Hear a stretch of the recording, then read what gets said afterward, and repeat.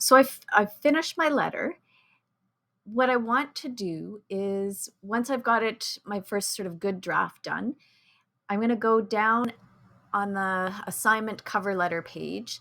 And there's a link here that says, please refer to this checklist as you work on your cover letter. So if we click on that, it takes us to a checklist that just things to remind ourselves. So we want to keep the cover letter to 1 page maximum, use proper capitalization, clear and easy to read font. So I'm not going to read through all of these, but you want to go through this and compare it to the letter that you've written and make sure that you've met all these things.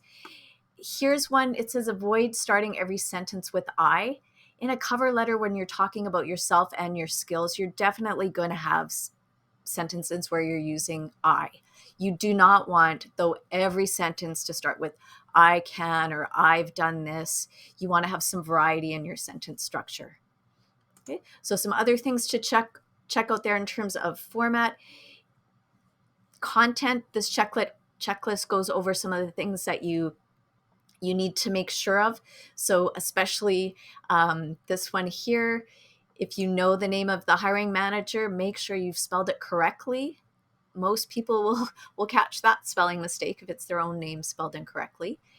And yeah, and I think most of the other things we've gone over, but it's a good idea to check this over at the end as well as you're going through writing your cover letter to make sure you've got all the key things. That's it. And if you have any questions as you're writing it, please contact your online teacher or your in-person teacher.